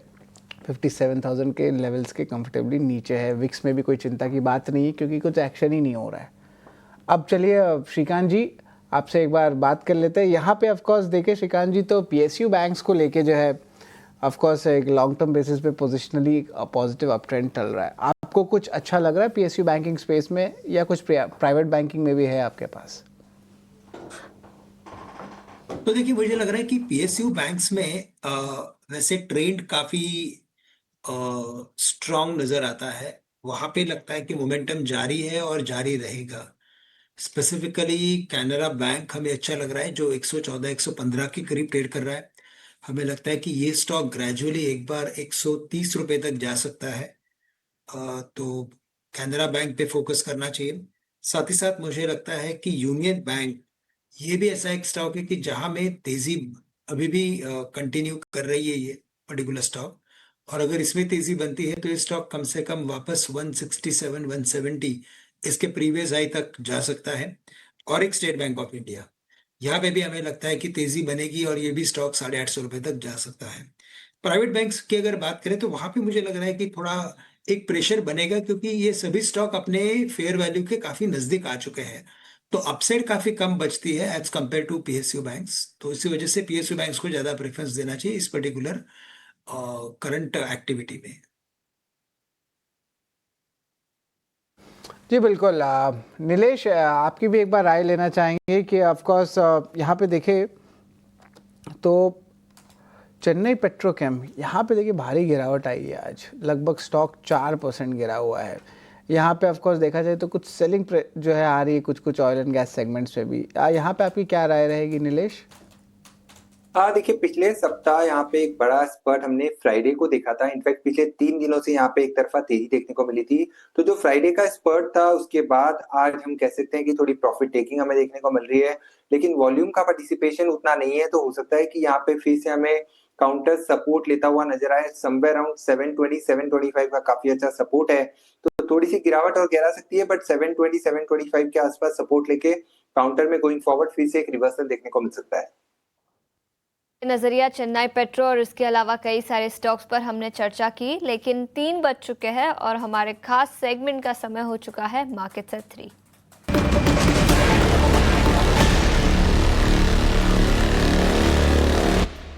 और आनंद शुक्ला अब हमारे साथ जुड़ चुके हैं। आनंद, गुड आफ्टरनून। बताएं कौन से वो स्टॉक्स हैं जहां पर खबरों के दम पर आज के सत्र में एक्शन दिखा है? जी हाँ से गुड आफ्टरनून। 3 बजे तक के बाजार की तरफ देखें तो निफ्टी में हल्की सी गिरावट दिख रही है और निफ्टी बैंक करीब 150 अंकों के आसपास की गिरावट दिखा रहा है। और जो सेक्टर सबसे ज़्यादा गिरा है वो है आईटी का। आईटी शेयरों पर आज दबाव देखने को मिल रहा है। टेक महिंद्रा की तरफ देखें 2% की गिरावट दिख रही है। एचसीएल टेक में भी 1.5% के आसपास और एम्फेसिस में भी 1.5% के आसपास की गिरावट देखने को मिल रही है। इसके अलावा वॉल्यूम कहाँ ज़्यादा है इसकी बात कर लें तो गोदरेज कंज्यूमर की तरफ देखें, अच्छे बिजनेस अपडेट के चलते 6% की तेज़ी दिखा रहा है शेयर और F&O का टॉप गेनर भी बना हुआ है। 6 गुना ज़्यादा औसत से वॉल्यूम जो है औसत से 6 गुना ज़्यादा देखने को यहाँ मिल रहा है। पेट्रोनेट एलएनजी की तरफ देखें, मोतीलाल ओसवाल ने शेयर को अपग्रेड किया है, खरीदारी की राय दी है और शेयर 2% की तेज़ी दिखा रहा है। यहाँ भी औसत से 3 गुना ज़्यादा वॉल्यूम देखने को मिल रहा है। मदरसन सुमी भी हरे निशान में कारोबार कर रहा है और अच्छा खासा वॉल्यूम यहाँ भी देखने को मिल रहा है। डिक्सन टेक पर एक अपडेट है। यूरेका फोर्ब्स ने कंपनी के साथ करार किया हुआ है और ये जो करार है वो वैक्यूम क्लीनर पोर्टफोलियो को और ज़्यादा मजबूत बनाने के लिए किया गया है। शेयर में 2% के आसपास की तेज़ी देखने को मिल रही है। अंत में एक ब्रोकरेज रिपोर्ट की बात करें तो डाबर पर नुआमा की ब्रोकरेज रिपोर्ट आई है। बुलिश ब्रोकरेज रिपोर्ट है, खरीदारी की राय दी है और लक्ष्य रखा है 615 रुपये का। इसके साथ साथ कंपनी के जो बिजनेस अपडेट हैं वो अनुमान के मुताबिक आए थे। नियर टर्म में अच्छे प्रदर्शन की उम्मीद भी जताई जा रही है। इसी के चलते शेयर में 4% के आसपास की तेज़ी आज देखने को मिल रही है। तो 3 बजे तक ये सारे अपडेट्स थे जिनकी वजह से इन सारे शेयरों में एक्शन आज देखने को मिल रहा है। बिल्कुल, तो कई सारे स्टॉक्स जो खबरों के दम पर आज के सत्र में फोकस में है। आनंद, शुक्रिया पूरी डिटेल्स के साथ हमारे साथ जुड़ने के लिए। एफएमसीजी सेक्टर पर तो नज़र है ही, लेकिन एक और स्टॉक पर नज़र डालेंगे, इंडस टावर। 3.5% से ज़्यादा की गिरावट आज इस स्टॉक में दिखी है। निफ्टी 500 इंडेक्स के टॉप लूजर्स में भी शामिल है। इंडस टावर्स 409 के आसपास कारोबार करता हुआ। श्रीकांत, क्या राय होगी आपकी इंडस टावर्स पर आज की गिरावट के बाद? बिल्कुल, तो देखिए मुझे लगता है कि यहाँ पे भी जो करेक्शन है वो थोड़ा और एक्सटेंड हो सकता है, क्योंकि आज की जो गिरावट है वो काफ़ी स्टीप थी और स्पिनिंग टॉप होने के बाद अगर कोई करेक्शन अगर आता है तो उसमें क्लैरिटी होती है कि स्टॉक में थोड़ा करेक्शन और बढ़ सकता है। बट हमें लगता है कि ये 410 के करीब अभी ये ट्रेड कर रहा है। 400 रुपए तक मैक्सिमम ये आ सकता है या गिर सकता है। तो 400 या 395 के रेंज में बिल्कुल इसे खरीदा जा सकता है, क्योंकि ओवरऑल हमें लगता है कि स्टॉक फाइनली एक रेंज के अंदर ट्रेड करते हुए नजर आएगा। और अगर बाय ऑन डिप्स की strategy at important support levels रखते हैं तो ज्यादा फायदेमंद होगी। तो 400 से लेकर 395 के रेंज में इंडस टावर को वापस से खरीदा जा सकता है, लेकिन करंट लेवल से इसे खरीदने की कोशिश ना करें। कोई भी रिबाउंड अगर मिलता है तो वापस से मैं कहूंगा कि 415 420 के रेंज में इसमें अपनी पोजीशंस को कम करने का एक मौका मिला, तो पोजीशंस कम करना भी उतना ही जरूरी है। नजरिया इंडस टावर्स पर 409 के आसपास स्टॉक अभी कारोबार करता हुआ 3.5% की गिरावट के साथ निफ्टी 500 इंडेक्स के टॉप लूजर्स में शामिल। लेकिन इंडस टावर्स के अलावा इन्फो एज इस स्टॉक में भी भारी गिरावट दिखी है। ये भी स्टॉक करीब 3.5% नीचे कारोबार करता हुआ। नीलेश, क्या राय होगी इन्फो एज 1430 के आसपास? बिल्कुल, देखिए यहाँ पर थोड़ा सा स्ट्रक्चर वीक होता हुआ नजर आ रहा है। काउंटर ने अपने इंपॉर्टेंट सपोर्ट को ब्रेक किया है। अगर 1450 के नीचे की क्लोज होती है तो यहाँ पे थोड़ी सी खराब क्लोज मानी जाएगी और उसके बाद निचले स्तर पर 1400 और 1380 तक के लेवल में फिर से रिटेस्ट होते हुए नजर आ सकते हैं। तो स्ट्रक्चर तो थोड़ा सा वीक है। जब तक 1450 के ऊपर क्लोज नहीं होता है तब तक कोई फ्रेश खरीदारी यहाँ पर करने की सलाह नहीं होगी। फिलहाल इट्स एन अवॉइड।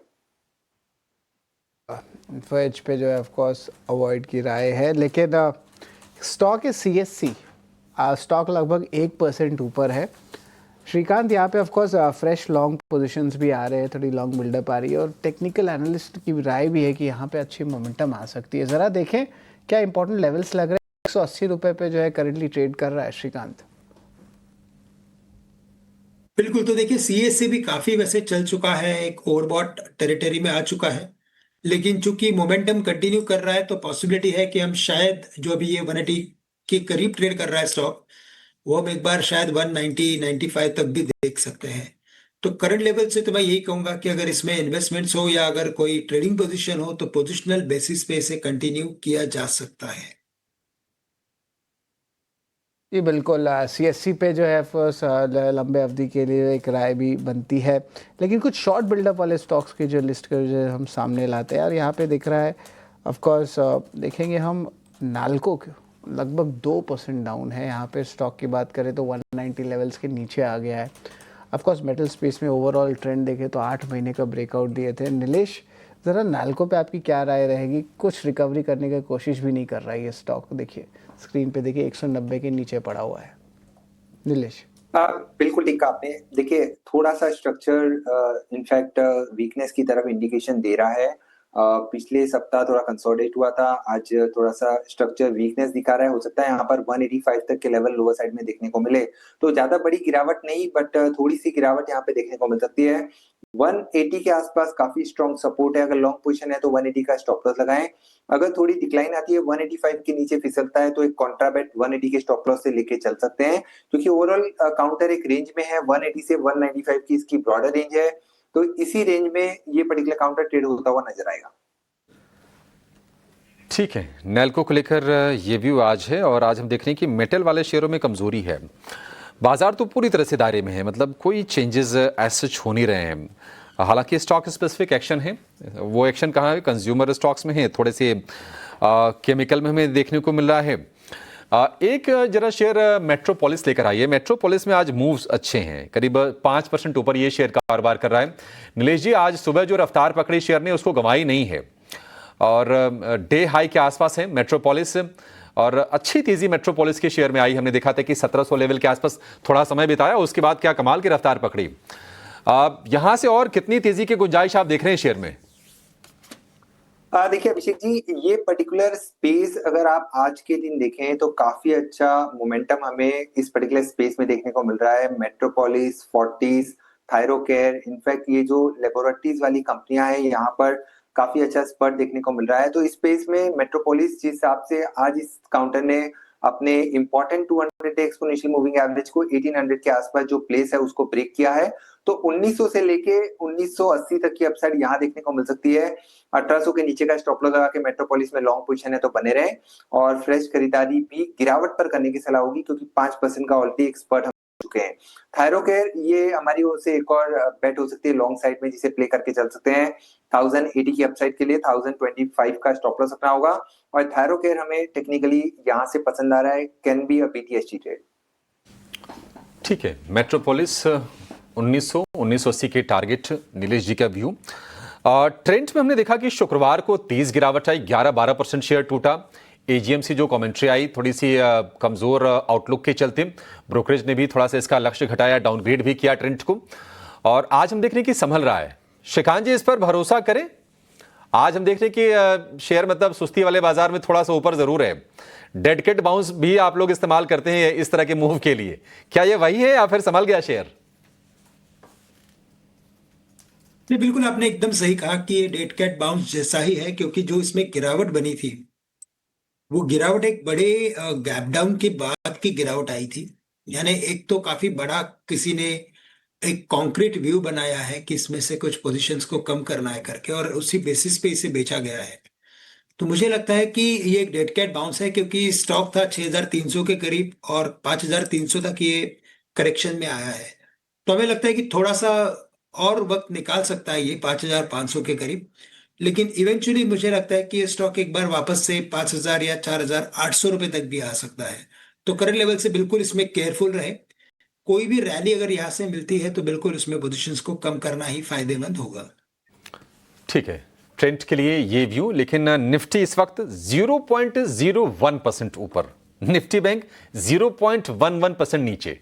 तो बाजार की जो तस्वीर है, एक बहुत ही दिलचस्प तस्वीर हमारे पास हाथ लगी है, शरद ने शेयर की है ये, और आप ये देखिए शरद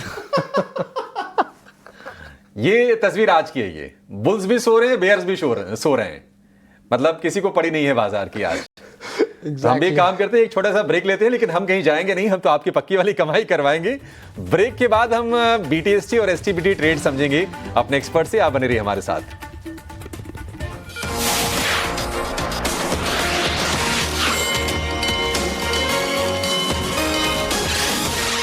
के बाद फिर से एक बार आपका स्वागत है। इंडेक्स लेवल पर बिल्कुल भी एक्शन नहीं है। निफ्टी एब्सोल्युटली फ्लैट 25,460 के आसपास कारोबार करता हुआ।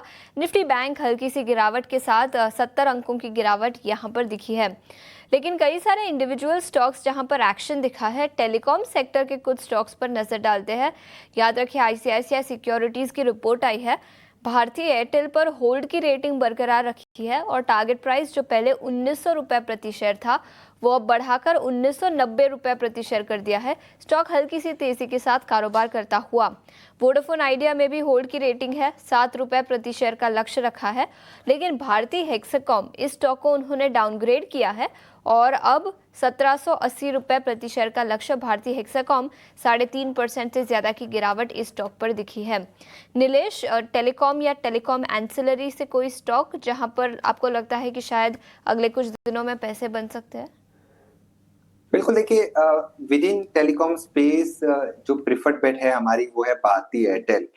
यहाँ पर हम 2100 से लेकर 2150 तक की अपसाइड देख के चल रहे हैं। थोड़ा सा शॉर्ट टू मीडियम टर्म के लिहाज से अगर थोड़ी सी डिप मिलती है, 2000 के आसपास आता है, तो एक अच्छी खरीदारी की रेंज हो सकती है with risk and reward perspective. 1970 का स्टॉप लॉस रखना है, ऊपर 2100 से 2150 तक की अपसाइड हमें भारतीय एयरटेल में देखने को मिल सकती है। ठीक है, तो ये नजरिया भारतीय एयरटेल पर और टेलीकॉम सेक्टर के कई सारे स्टॉक्स जहां पर आज के सत्र में एक्शन दिखा है। लेकिन इस बीच इक्विटास स्मॉल फाइनेंस बैंक पर भी नजर डालते हैं। इसके भी ऑपरेशनल अपडेट्स आए थे और स्टॉक 6.5% टूट चुका है आज के सत्र में। ऑपरेशनल अपडेट्स, नेट स्लिपेजेस 4.35% के पास आए। 6.5% की भारी गिरावट के साथ अब इक्विटास एसएफबी कारोबार करता हुआ। श्रीकांत, क्या राय होगी आपकी स्टॉक पर 6% की गिरावट के बाद? तो देखिए, ऐसे काफी interesting formation इक्विटा small finance bank बना रहा है। मल्टीपल टाइम 63-64 के करीब सपोर्ट लिया है, मल्टीपल टाइम 71-72 के करीब रेजिस्टेंस मिला है इसे। इस बार अगर ये 60 के लेवल्स को अगर तोड़ देता है तो फिर मुझे लगता है कि थोड़ी दिक्कतें इसमें और भी बढ़ सकती हैं। तो करंट लेवल से तो मैं कहूंगा कि ऑलरेडी स्टॉक करेक्ट हो चुका है, करेक्शन में आ चुका है। तो करंट लेवल से तो थोड़ा सा पेशेंस रखा जा सकता है, बट 60 के नीचे अगर क्लोज करता है तो फिर इसमें जो भी पोजीशन हो उसमें से एग्जिट करना जरूरी है। और अगर हायर लेवल्स पे अगर रिबाउंड अगर कर लेता है तो फिर हमें लगता है कि वापस से एक बार ये 72-73 तक रैली कर सकता है। तो करंट लेवल से राय यही रहेगी कि इसे होल्ड करे।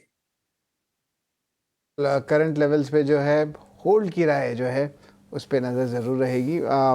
लेकिन चलिए एक बार सिंजीन पे एक बार नज़र डालते हैं, यहाँ पे क्या मोमेंटम आ रहा है। स्टॉक में जो है थोड़ी सी गिरावट ज़रूर देखने मिल रही है, लेकिन लॉन्ग टर्म चार्ट्स पे जो है क्या राय रहेगी उस पर भी नज़र रहेगी। नीलेश, एक बार सिंजीन पे आते हैं। सिंजीन पे आपकी क्या राय रहेगी? थोड़ी सी शॉर्ट बिल्डअप ज़रूर देखने मिल रही है, बट वो नेवरदलेस जो है क्या एक रिकवरी आ सकती है? वो देखिए 640-650 के लेवल्स के बीच में जो है अभी भी फंसा हुआ है स्टॉक। 8 या 10 सेशन में देख रहे हैं चार्ट में जो है ये पैटर्न नज़र आ रहा है। तो लगता है कि यहाँ से जो है एक अप मूव आ सकती है कि कंसोलिडेशन रेंज में ही फंसा रहेगा स्टॉक? देखिए, एक रेंज में फंसा हुआ है, कोई ज्यादा बड़ी अपसाइड यहाँ पे शायद हमें देखने को ना मिले, क्योंकि काउंटर 620 का सपोर्ट ले रहा है, 660 पे रेजिस्टेंस फेस कर रहा है। तो ये किसकी एक सीमित दायरा हम कह सकते हैं, इस पर्टिकुलर रेंज में ही काउंटर हमें ट्रेड होता हुआ नजर आएगा। तो यहाँ पर इमीडिएट बेसिस पे थोड़ा से शॉर्ट बिल्डअप हो रहे हैं, तो वीकनेस देखने को मिल सकती है। हो सकता है काउंटर 625-620 तक के लेवल एक बार फिर से टेस्ट करता हुआ नजर आए। तो फिलहाल के लिए नो ट्रेडिंग जोन है, यहाँ पर कोई भी खरीदारी करने की सलाह नहीं होगी, लेकिन अगर थोड़ा और फिसलता है तो लॉन्ग ट्रेड के बारे में सोच सकते हैं। बिल्कुल, थोड़ा और गिरावट आए तो इंटरेस्टिंग लेवल्स पे जो आ सकते हैं, बाइंग देख सकते हैं सिंजीन के लिए। नीलेश, फार्मा के अलावा मेटल पे भी हमने बातचीत कर ली, ऑटो स्पेस में जो है हमने बात नहीं किया है। ज़रा नीलेश बताएं, ऑटो स्पेस में आपको कुछ स्ट्रॉन्ग लग रहा है? और लग रहा है तो वो टू व्हीलर सेगमेंट का रहने वाला है या कुछ और है आपके पास? देखिए, मेटल स्पेस तो थोड़ा सा आज के सेशन में वीकनेस, मैं कहूंगा वीकनेस नहीं, थोड़ा सा साइडवेज एक्शन वहां पे देखने को मिल रहा है। तो कोई बड़ी मूव फिलहाल टेक्निकली नजर नहीं आ रही है, लेकिन अगर कहीं पे फोकस करना है तो होगा टू व्हीलर स्पेस में से बजाज ऑटो। ये एक पर्टिकुलर स्टॉक है जहां पर पिछले कुछ दिनों से लगातार हम देख रहे हैं कि काउंटर एक रेंज में ट्रेड कर रहा है। छोटे टाइम फ्रेम पे यहाँ पर एक थोड़ा ब्रेकआउट हमें जरूर देखने को मिला है। तो purely from a momentum perspective counter 8550 से 8600 तक मूव कर सकता है। जब तक 8360 का लेवल सस्टेन कर रहा है तब तक यहाँ पर लॉन्ग पोजीशन है तो बने रहे, और शॉर्ट टर्म मोमेंटम यहाँ पर प्ले किया जा सकता है। बजाज ऑटो को लेकर ये व्यू हो गया, लेकिन श्रीकांत जी, कैपिटल गुड्स वाले शेयरों में मोमेंटम है और हम देख रहे हैं कि कमिंस क्लोजिंग अच्छी देने जा रहा है। छोटे छोटे स्लाइड थे पिछले 2-3 सत्र में, लेकिन आज बढ़िया रफ्तार से ये शेयर चल रहा है और डे हाई के आसपास इस वक्त दिखेगा। कमिंस मतलब ट्रेड डील जो भी हो, मतलब ज़्यादा इम्पैक्ट तो आना नहीं चाहिए कैपिटल गुड्स वाले शेयरों पर। आपका व्यू क्या है कमिंस को लेकर? और 3400 का भाव हो गया, 3000 के भाव से धीरे धीरे चढ़ते चढ़ते, क्या व्यू होगा इस पर आपका? नहीं, वैसे काफी अच्छा एक कंस्ट्रक्टिव पैटर्न ये स्टॉक बना रहा है। 3450 के करीब ट्रेड कर रहा है, लेकिन अगर आप इसके ओवरऑल एक्टिविटी को देखें तो मिडल ऑफ जून से अभी तक, यानी कि ऑलमोस्ट 1 महीने तक की जो इसकी एक्टिविटी है वो काफी एक नैरो रेंज में रही है, और इस रेंज का ब्रेकआउट आने की कगार पे ये स्टॉक है। ब्रेकआउट के बाद हमें लगता है कि स्टॉक वापस से एक बार 3600 रुपए तक जा सकता है। तो व्यू यही है कि इसमें लॉन्ग में बने रहे, या तो इसमें लॉन्ग की पोजीशन भी बना सकते हैं। स्टॉप लॉस हमें रखना पड़ेगा 3350 का, हमें टारगेट्स नजर आते हैं 3600 से लेकर 3650 के। ठीक है, 3600 से 3650 तक के टारगेट आएंगे कमिंस के लिए। आरबीएल बैंक को हमने तेजी से चढ़ते हुए देखा था, 260 रुपए तक भाव गया, लेकिन अब लग रहा है कि वहां पर यह शेयर भी फंस रहा है। आरबीएल बैंक, नीलेश जी क्या व्यू होगा आपका? ये शेयर तेजी इसकी थमसी गई है, क्या इसमें बने रहें या फिर पोजीशन कहीं स्विच कर लें कहीं और किसी और बैंक में? देखिए आरबीएल बैंक यहाँ पर एक स्टेबल ग्रेजुअल अपमूव हम पिछले कुछ दिनों से देख रहे हैं। मार्केट की वीकनेस का इम्पैक्ट यहाँ पर बिल्कुल नहीं आता हुआ नजर आ रहा है। तो लॉन्ग पोजीशन है तो मेरे ख्याल से एक बार के लिए बने रहना चाहिए, क्योंकि काउंटर अभी भी पॉजिटिव टेरिटरी में ट्रेड कर रहा है, जहां पर एमएससीडी आरएसआई दोनों ही पॉजिटिव टेरिटरी में ट्रेड करते हुए नजर आ रहे हैं। तो यहाँ पर अगर लॉन्ग पोजीशन है तो 242 का सबसे पहले स्टॉप लॉस लगाएं, और ग्रेजुअल अपमूव इस काउंटर को यहाँ से 270 280 तक ले जा सकती है। तो लॉन्ग पोजीशन है तो बने रहने की सलाह होगी, लेकिन फ्रेश खरीदारी यहाँ पर फिलहाल थोड़ा सा वेट एंड वॉच करके गिरावट पर करने की सलाह होगी। गिरावट का इंतजार कर रहे आरबीएल बैंक, फिलहाल सपाट कारोबार होता हुआ आपको दिखेगा। भाव है 254 रुपए का। लेकिन एक लिस्ट जारी की है एमफी ने, जो कि म्यूचुअल फंड्स की संस्था है, association of mutual funds in India, stock categorisation की। और इसमें बहुत सारे चेंजेस हुए हैं। बहुत सारे ऐसे शेयर हैं जो लार्ज कैप से मिड कैप में चले गए, बहुत सारे मिड कैप से लार्ज कैप में आ गए, बहुत सारे शेयर स्मॉल कैप से मिड कैप में, मिड कैप से स्मॉल कैप में। तो ये चेंजेस कौन से हैं, जरा आप इस पर नजर डाल लीजिए और इसका असर क्या होगा ये भी आपको बताएंगे शरद। काफी लंबी लिस्ट है शेयरों की, बिल्कुल। जरा बताइए क्या चीज हुई और इसका इम्पैक्ट क्या होगा। जी बिल्कुल अभिषेक, एम्फी की जो है हर 6 महीने पे कैटेगराइजेशन होती है कि ये स्टॉक लार्ज कैप है, ये मिड कैप है, ये स्मॉल कैप है। थोड़ा बहुत चेंजेस होते रहता है। और याद रखिए जो नया लिस्ट है ना अगस्त से शुरू होने वाला है और जो जनवरी 2026 तक जाएगा। अब अभिषेक आप पूछ रहे हो इसका अहमियत क्या है। अहमियत मैं बता दूं कि जो फ्लोज है रीसेंट शॉर्ट टर्म बेसिस पे फ्लोज पे कोई इम्पैक्ट नहीं होगा, लेकिन लॉन्ग टर्म पे जो है फ्लोज पे इम्पैक्ट होगा। क्यों? क्योंकि जो एक्टिव स्कीम्स होते हैं उसके जो फंड मैनेजर्स होते हैं उनको वो स्टडी करते हैं। अब उनको लार्ज कैप में ही इन्वेस्ट करना है और वो स्टॉक मिड कैप से लार्ज कैप में आया तो वहाँ पे फ्लोज आ जाएगा। वही अगर हम बात करें नीचे से आया है लार्ज कैप से अगर मिड कैप चला गया है तो मिड कैप स्कीम्स में अगर एग्जिट है तो वहाँ पे आउटफ्लोज आ जाएंगे। लेकिन आप सोच रहे हो कि स्टॉक्स कौन सा है, इतना देर से मैं बात कर रहा हूँ, स्टॉक सबको जानने का है। सबसे पहले हम बात करें तो mid cap to large cap वाले स्टॉक्स में नज़र डालते हैं। उस पर आप लीजिए Indian Hotels, Solar Industries, Mazagon ship, Max Health Care, Shree cement, Mankind Pharma, Lupin, JSPL, Apollo hospitals और यूनियन बैंक। ये सारे स्टॉक्स आपकी स्क्रीन में हैं जो मिड कैप से लार्ज कैप में एंट्री लिए हैं।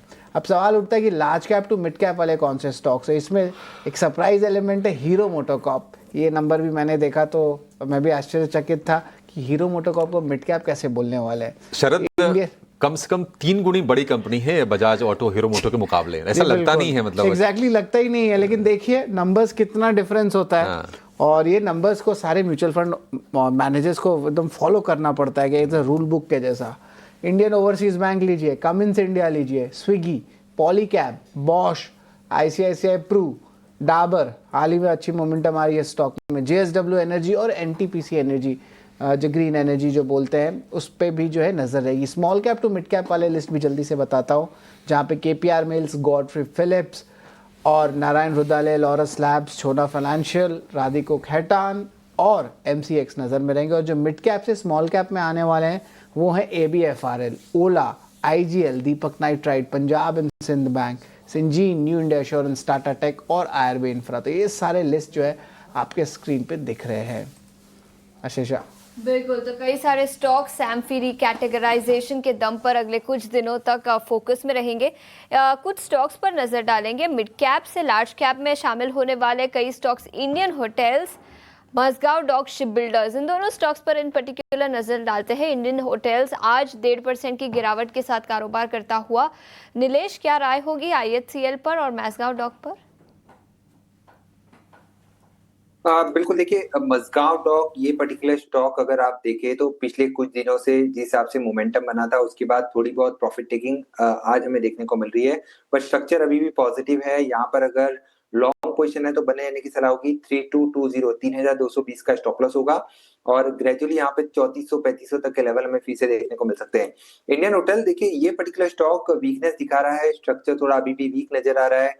निचले सरों पर 720-700 तक के लेवल काउंटर टेस्ट करता हुआ नजर आ सकता है। यहाँ पर लॉन्ग पोजीशन बनाने से अवॉइड करें और यहाँ पर अगर कोई ट्रेड लेना है तो मैं कहूंगा उछाल अगर आता है तो वहां पे एक शॉर्ट ट्रेड लेके चल सकते हैं, क्योंकि 760 का एक इंपॉर्टेंट रेजिस्टेंस है, उसके ऊपर निकलना बहुत जरूरी है अगर लॉन्ग ट्रेड लेना है तो। बट फिलहाल के लिए स्ट्रक्चर वीक है